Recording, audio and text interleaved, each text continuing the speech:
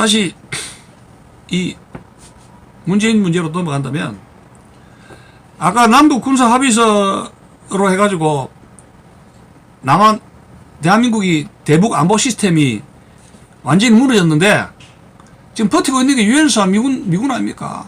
버티고 있는 게 유엔사는 껍데기만 나와 있고, 평택에 있는 미군으로 해가지고 헉헉헉 이제 수만 이렇게 넘어가고 있죠. 근데 북한이 여차해가지고 무슨 미사일이든지 침공이든지 쳐올 때 초기 경보 시스템, 공중에서 첩보 위성을 통해서 확인할 수 있는 그 시스템이 완전히 지금 망가졌지 않습니까? 그러면 그 군사 정보를 어디에 의존하게 됩니까? 우주에 있는 미군의 인공위성이라든가 일본의 그 인공위성, 이 미일 간의 지금 첩보 기능을 더 강화시켜가지고 우주에서 미일 간의 동북아를 둘러싼 미일 간의 첩보 정보 공유를 굉장히 지금 강화를 하고 있는데, 미국, 일본이 우리나라의 안보 문제에 대해서 긴박하게 정보를 주지 않으면 대한민국 어떻게 됩니까? 완전히 지금 눈이 우주에서의 그 정보 첩보망에 봉사가 된 채 완전히 지금 미일의 선악에서 지혜에 꼼짝도 못하게 지금 지금 덩어리 장님이 봉사가 되어버리고 말았다. 대북 경계망이 지금 붕괴가 되었습니다. 그 미국이 지금 한국을 믿지 못하니까 누굴 키웁니까? 일본의 군사력을 키우고 일본의 경제력을 키울 수밖에 없습니다. 문재인의 반일 정책이, 문재인의 그 대도 않은 깽판 반일 정책이 미국으로 하여금 일본의 군사력과 경제력을 키우는 식으로 친일 이적 행위를 하고 있다. 그런 말입니다. 에? 그렇게 나라가 지금 깽판 망가지고 있다는 겁니다. 에? 미국이 문재인이 반일 정책을 하면은 미국이 좌시할 것 같습니까? 이승만 박정희 시대를 보십시오. 끝까지 미국은 한국과 일본이 같이 가도록 요구를 했습니다. 왜냐하면 두 양 국가가 반일 교두보로서 나가라 이런 얘기예요. 그렇게 해서 이승만 박정희 정부가 그 문제에 대해서 어셉트를 했어요. 자, 그런데 이렇게 자유민주 체제를 70년 동안 번역을 자랑했던 자유민주 체제, 지금 국민소득이 3만 불인데, 저도 이제 내일 모레 70곡에 나서 은퇴하는 전으로 해가지고 대만, 그 다음에 지금 중국, 대만 제가 한 번 갔고, 중국 한 3번 갔고, 유럽에 한 번 갔고 해서 여러 군데 좀 일본 한 3번 갔습니다만은 좀 돌아다니 봤는데, 우리나라만큼 잘 사는 데가 없어요. 유럽, 중국 가도요, 화장실 관광 갈 수가 없습니다. 이 화장실 때문에 바짝 신경이에요. 중국 휴지도 없지 않습니까? 화장실이 엉망입니다. 유럽도 마찬가지입니다. 구경도 좋지만은 휴게실에 화장실이 어떻게 빨리 가느냐, 이게 전제입니다. 근데 우리나라처럼 잘 사는 화장실, 대만의 TV가 칭찬하는 게 한국의, 대한민국의 화장실입니다. 우리나라 화장실이 잘 된 게 세계에서 넘버 빅3 중에 들어갑니다. 그리고 제가 오스만 터키도 가봤습니다만은 거기에 9시, 10시 되면 통행금지가 되고 젊은이들 노래방, 술도 못 사요. 오스만 터키 하면 땅은 넓죠. 먹거리니 뭐니 볼거리 없습니다. 그 다음에 유럽의 파리, 호텔 엘리베이터든지 이런 발코니로 가보면 전등 시설 같은 게요, 우리나라 서울 도시보다 못해요. 프랑스의 생활 여건이, 우리나라에 그 차도 많고, 그 마이카 시대를 해가지고 각 가정의 시골도 그렇고 다 자기 차를 가지고 있고, 먹는 거 의식주 같은 경우에 소득 3만 불이면 유럽의 어느 나라보다도 잘 삽니다.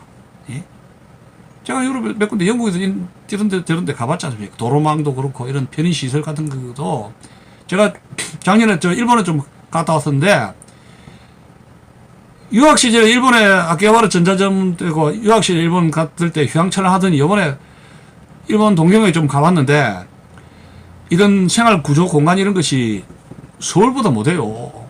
지금 우리나라 서울 생활 수준이 세계 빅3 중에 들어갑니다. 없는 거 없고, 먹고 마시는 거, 미국 세계 선진국 1등입니다. 먹고 마시고, 젊은이들이 먹고 마시고 노는 문화는 세계 1등입니다.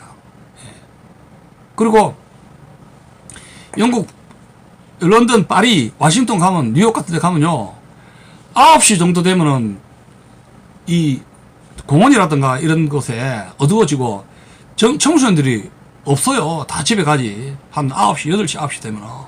근데 제가 뭡니까?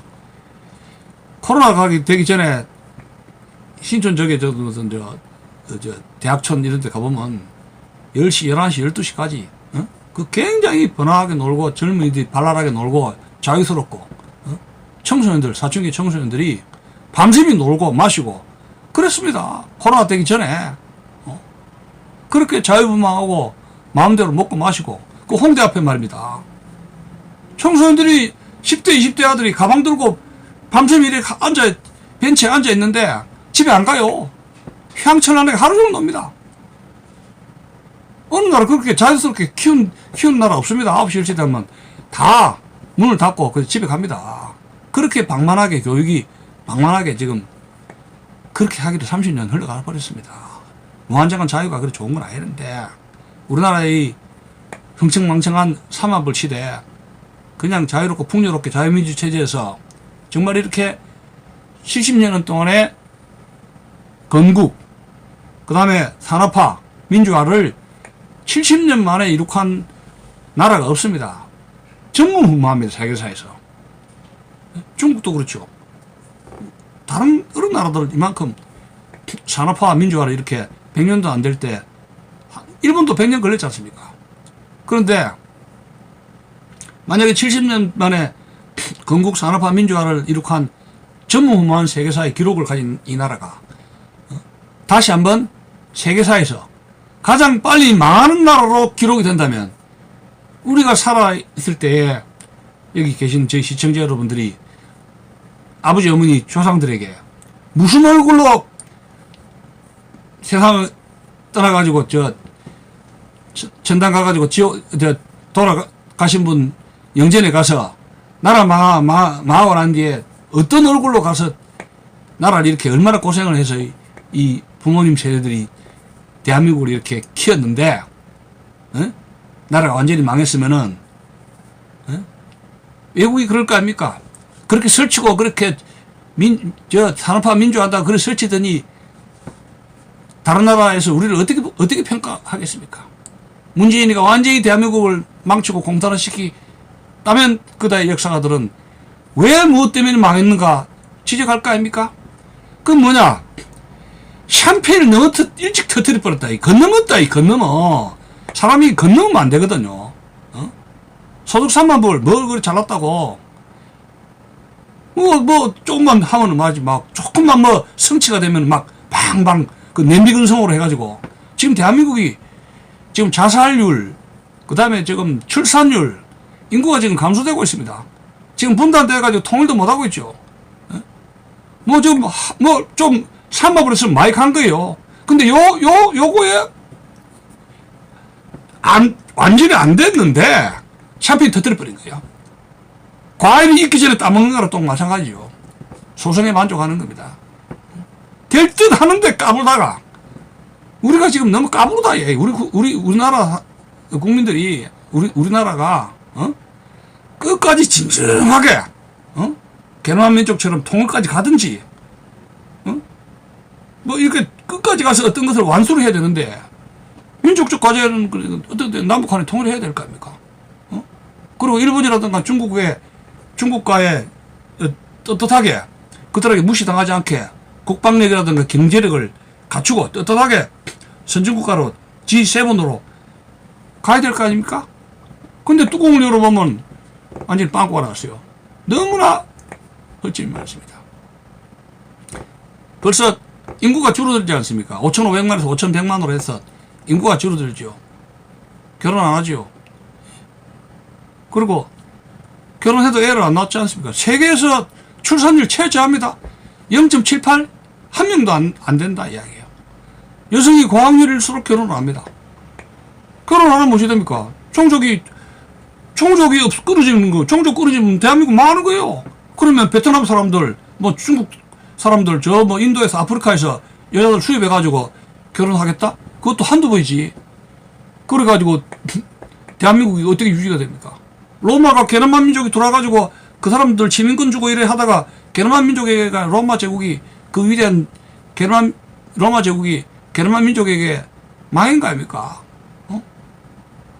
우리나라도 출산율 저하되면 외국인들이 돌아가지고 아랍인들이 뭐 와가지고 이슬람 쪽도 들어오고 이렇게 하면서 종족 개종되면서 자동으로 뭐예요? 대한민국 역사도 모르는 사람들이 와가지고 이렇게 하면 묻어서 가는 거예요. 그러면 어떻게 된다는 걸 뻔히 아는 거 아닙니까? 근데 내만 살겠다. 내 이기심이죠. 공동체 속에서의 역사 속에서의 내가 무슨 의무를 가져가야 되는데 어떤 책임을 가져야 되느냐 이런 걸 이제 생각 안 한다. 내만 살기 바쁩니다. 마스크 끼고 사는 거 좋아요. 그런데 이게 다가 아니지 않습니까? 마스크 끼고 내만 살겠다. 이게 다가 아니지 않습니까? 경제도 살려야 되고 나라도 살려야 되고 체제도 유지해야 되고. 근데 보면은 젊은 청소년들이 보면은 국가관이라든가 이런 것이 그런 것이 아주 지금 우려스럽다 하는 얘기입니다. 어쩌다가 자꾸 3점으로 빠지게 되는데 제가 그래서 70년 동안의 대한민국의 그런 글로리, 영광, 이 부, 그리고 세계사에서 세계적으로 모든 지금 우리나라는 상품을 갖다가 다품종 다량 생산해가지고 수출 품목이 굉장히 많습니다. 5만 거를 다 상품을 생산해서 수출을 하는 수출국가 경제 10위의 업적에 등장했지 않습니까? 그러면 이러한 소득 3만 불에서 뭐가 등장합니까? Political monster, 정치적 괴물, 문재인이라는 인물이 등장해서 자유민주주의 체제, 대한민국의 번영, 민주화, 그 다음에 산업화의 모든 업적을 깡그리 망치려 했다는 점에 대해서 이 설명이 안 된다, 이게. 왜 어떻게 문재인이라는 정치적 괴물이 등장했는가? 이거는 자유민주주의 체제의 약점을 최대한 이용한 세력들이 민주화 세력이라는 마스크, 지금 마스크 있지 않습니까? 나는 민주화 세력이다. 나는 민주화 세력이다. 우리 자유민주주의 세대니까 내가 민주화 세력이고 너는 적이다. 나는 선이고 너는 적이다. 하면서 이것이 프레임을 걸고 언론을 선동하고 대중민주주의의 언론을 장악하면서 선동 프레임을 걸으면서 뭐 TV 이런 국민들에게 순진무지한 국민들을 속이는 가운데서 예, 정치적 괴물이 등장을 하게 되는데 민주주의 국가는 민주화 세력에 의해서 망합니다. 아덴에도 민주화 세력에 의해서 망했지 않습니까? 선동 정치, 선동하는 정치권 아덴의 민주정도 민주화 세력에 의해서 멸망을 했습니다. 다 세계는 민주주의 국가는 밖으로의 외침으로 멸망하는 게 아니라 내부에 대중을 선동하는 사쿠라 사이비 민주화 세력에 의해서 선동에 의해서 민주주의는 멸망하게 되는 겁니다. 그래서 고대 철학자, 고대 히랍의 철학자들 소크라테스, 플라톤, 아리스토텔레스의 주의 주장과 이런 저작을 보면은 데모크라시, 민주주의에 대해서 굉장히 불신했습니다. 그래서 중세 민주주의가 꽃을 안 피고 민주주의, 오늘날 우리가 말하는 민주주의, 거기서 뭐 자유를 붙여가 리버럴리즘하고 데모크라시부터가 자유민주주의가 등장한 것은 1789년 프랑스 혁명 이후라고 볼 수가 있습니다. 그러면 2000년 세계사의 역사에서 볼 때 민주주의가 등장한 거는 200년밖에 안 되는 역사는 굉장히 짧다 이런 얘기입니다. 그리고 민주주의라는 거는 세계사의 발전 과정의 하나의 과정이지 이것이 끝은 아니다는 얘기예요. 하나의 진행 방향, ING 진행 방향이다. 일본계 그 미국 학자인 사학자인 후쿠야마입니까? The End of History, 역사의 종말이라고 해가지고 자유민주 체제, 시장 질서의 그 자본주의, 리버럴 데모크라시가 인간, 세계사에서 인간의 마지막, 문명의 마지막 형태냐, 체제의 마지막 형태냐 해가지고 그런 책을, 역사의 종말이라는 그런 책을 썼습니다만, 그게 이제 미국 소련 공산주의 붕괴하고 맞물려가지고 그런 책이 나왔었는데, 지금은 그것이 역사와 문명의 종말이 자유민주주의 체제가 될 수가 없다는 것이 지금 21세기 코로나 사태에서 다 드러나는 거 아닙니까? 자본주의 문제, 민주주의 문제가 이거 끝이 아니고 굉장한 괴상한 전체주의, 신종 공산주의 쪽으로, 전체주의 쪽으로 가고 있다는 것이 역사 진행 방향에 대해서, 그런 점에 대해서 역사학자들, 사상가들이 경악을 금치를 못하게 되지 않습니까? 자, 그럼 다시 이제 국내로 돌아와서 문재인이라는 정책 괴물이 왜 어떻게 해서 이 자유민주 체제에 등장하게 되는가? 제가 아까 이야기했지만 하나의 마스크, 자유민주주의, 민주화 세력이라고 하는 속에서 독보서처럼 자유라는 것이 모든 공산주의든지 마르크스주의든지 무슨 사회주의든지 어떤 이데올로기든지 관용을 가지고 허용을 하는 것이 자유민주주의 체제 아닙니까? 그 약점을 최대한대로 이용해서 자기 사상을, 자기 정체를 마스크를 끼워가지고 딱 이래가지고 국민을 속였다. 이런 거를 우리가 한번 생각해 볼 수가 있는데, 요게 이제 한 30년 동안이죠. 87체제라고 해서. 근데, 다시 돌아가 본다면은, 지금 1953년생으로 호적에 그래 나와 있으면은, 문재인 씨가, 저하고 나이가 거의 동갑이다 볼 수 있는데, 50년대에 부산과 부산 영도 따라 부산이라면은, 국제시장, 여러분, 국제시장도 부산이라는 게, 낙동강 교도보, 낙동강 전선 있지 않습니까? 워크라인 해서, 대구, 영천, 그 다음에 마산, 진해, 그 다음에 이제 부산으로 해가지고 이런 워크라인, 낙동강 전선으로 해서 피난민들이, 북한의 이북에서 피난민들이 부산에 밀물듯이 왔지 않습니까? 6.25 때 부산은 방공의 교도보로서 탈북민들, 피난민들을 먹이 사는 곳입니다. 고기를 잡고 해서 어장을 했습니다. 거기 미군들 하라리 부대, 미군들이 얼마나 많습니까? 유엔군 그 묘지다 부산에 있지 않습니까? 부산 공원에. 저는 거기 어린 시절에 있었습니다. 그러면 어린 시절에 50년대에 길거리에 보이는 것이 상위군인이고 길거리에 보이는 것이 깜짝잡한 미군들입니다. 양키. MP, 미군들, MP 미군 헌병들이죠. 유엔군들. 그리고 그 많은 미군 집차들 하고 길거리에 있는 미군들이 또 양공주도 있었지만 하라레 부대 옆에 양공주도 있었고 이런 매춘업도 있었지만은 그 길거리에 헬로 코제 이렇게 하면은 미군들한테 헬로 코제 기분 껌 이렇게 하면은 그 사람들이 집차에 있으면서 껌 같은 거 초콜릿 그 땅바닥에 던지고 제가 그걸 얻어먹은 그 추억이 있습니다. 그거 껌 이틀 3일째 씹어요. 예? 맛있어요 그때 껌. 우리나라 지금처럼 롯데껌 못 만들 때입니다. 그 미제 초콜릿 먹으면요 그날 밤은 정말 기분 좋아요. 그런 시절이 있습니다. 예? 그리고 50년대 친구들 만나면은 참 전쟁 노래입니다. 칼싸움 병정 노래 하는데 부산 50년대 60년대 부산 영도 따라 하지만은 이런 50년대 6.25의 그 방공 분위기 젖었을 때입니다. 문재인이라는 인물이 나올 수가 없는 분위기예요. 그 당시에 여러분 50년대 60년대 중학교 고등학교 정규조 선생님이 있었습니까? 없었습니다.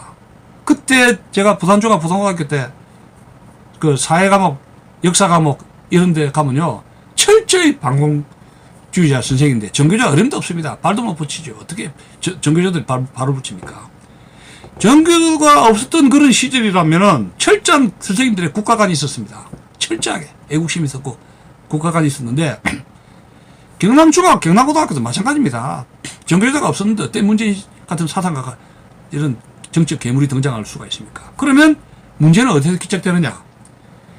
가정교육의 부친의 문제로 기착될 수밖에 없습니다. 이게. 50년대, 60년대는 지금처럼 여성들의 치맛바람, 물론 이제 교육 문제에서 치맛바람은 불겠지만은 가정 내에서 자녀들을 가리키는 엄한 부친의 회초리가 있었다는 얘기예요. 그러면 교육 문제에 대해서 남편이, 아버지가 영향력이 굉장히 큽니다. 용돈 준다든가 어떤 경제력이라든가 이런 것을 남자가 이렇게 좌지우지하는 로마의 그 공화정 시대에 엄격한 가부장 제도처럼 엄격한 아버지의 그 부친의 영향력이 있었다. 얘기예요. 그러면 문재인 씨가 왜 저런 괴상한 정치적인 괴물이 됐느냐 할 때 부친의 사상과 행적에 의혹을 가질 수밖에 없는 것이죠. 그렇지 않습니까? 부친이 뭔가 저렇게 반밀하라고 교육시키기 때문에 뭔가 영향이 없었다고 볼 수가 없는 거 아닙니까? 예?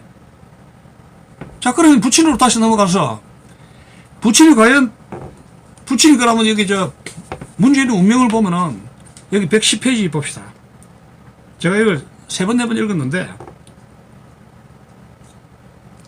110페이지에 가난이라는 챕터에 북한의 아버지가 북한 치하에서 흥남시청 농업기장을 했다고 나옵니다. 자, 또 볼까요? 흥남시청 농업기장이라면 농민부의 삶은 남북한에 그 당시에 해방 이후에 농민부라면은 이건 요직 굉장히 중요한 부서예요. 네. 네? 농민부 장관 그냥 요직이죠. 요직이고 농업계장이면 요직입니다. 근데 공산당 입당을 강요받았으나 끝까지 버티고 안 했다고 한다. 이거 믿을 수가 있느냐 이에요. 이 공무원 흥남시청에 농업계장을 해야 되는데 주민들 그 세금도 받고 물자도 나눠주고 이렇게 굉장히 요직인데 막강한 권력을 갖고 있는데 공산당 입당을 안 한다? 김일성이가 이걸 봐준다? 이거 믿기 어렵습니다. 이게 북한이 그래 만만한 나라가 아니지 않습니까? 이게 농업계장 씨를 공산당 입당을 강요받았으나 시달렸던 경험 때문에 다시는 공무원 생활을 안 했다고 결심했다 한다. 나만의 와서 이야기입니다. 네. 믿기 어렵다. 자. 그리고 106페이지 보면은 그러면 6.25 전쟁, 한국전쟁 전에 북한에서는 아버지는 어떻게 살았는가? 그 기록이 나옵니다. 106페이지. 이게 2012년에 쓴 거예요. 50세가 발간됐다 그러지 않습니까? 자. 106페이지 보면은 집성천을 이루면서 오손도손 모여 살던 부모님과 친척들의 행복은 전쟁으로 끝이 났다. 굉장히 행복하게 살았는데 전쟁으로 끝났다. 그러면 우리가 유추할 수 있는 것은 아버지가 먹거리는 갖고 왔다는 게 농업계장이니까 먹는 거는 풍족하게 살았다는 거죠. 행복하게 살았다는 겁니다. 그러면 어떻게 유추할 수 있냐? 북한에서는 지주계급이 땅을 강제로 강탈당하고 기독교인들은 신앙으로 해가지고 고문당하고 조만식 같은 사람, 독립운동 지도자 고문당하기가 그걸 옥탈을 하고, 기독교인 박해받, 신앙 박해받죠. 그 다음에 지주계급들 땅 뺏기죠. 재산 다 뺏기죠. 그리고 소련 군정들 와가지고 강간하고 약탈하고 해서 굉장히 어려움을 당했지 않습니까? 소련 군들 진주를 해가지고 한마디도 없습니다. 그리고 자유를 오가사키 통법, 아들이 아버지를 고발하고 당들 오가들 모아가지고 고소고발하는 거 이런 거, 북한의 그 자유가 없는 노예 치하 한마디도 없습니다. 행복하게 살았는데 전쟁으로 끝났다는 얘기예요. 전쟁은 누가 일으켜서 이렇게 난리를 폈느냐? 김일성 아닙니까? 한마디도 없어요. 전쟁이 왜 어떻게 일어났는가? 한마디도 없습니다. 불행을 누가 갖다 줬는가? 누가 침략했는가? 6.25 전쟁에서 침략 책임자 또 없고 주역도 없다. 이 글에 없어요. 북한 체제에 대한 비판 한 구절도 없다. 근데 이것이 어떻게 50세가 팔립니까? 예? 북한 체제에 대한 비판 한 구절 없다. 공산주의 비판에 대해서 공산주의 문제가 있다는, 공산주의가 어떤 문제가 있다는 언급 한 구절도 없습니다. 경남고등학교에서 사회과목, 역사과목 선생님들이 뭘 가르쳤느냐? 솔직히 이런 음물도 들어요. 왜냐면 여기 이 책에서 공산주의 비판이 하나도 없다는 얘기예요. 그러면 그 다음에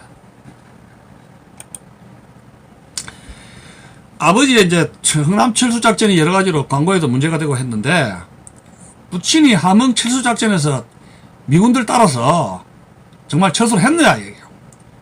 여러분 알다시피 국제시장, 거기 보면 첫 장면에서 어떻게 국제시장 그 영화에 보면은 저도 그 영화 보고 참 많이 울었습니다. 제가 가장 많이 울었던 장면이 영화가 국제시장인데 그 부산의 그 피난민의 풍경이 참 그 리얼하게 그 윤 감독이 묘사를 하면서 그 영화를 통해서 윤 감독은 아버지와의 정신적인 화해를 했다고 그렇게 했지 않습니까? 윤 감독이.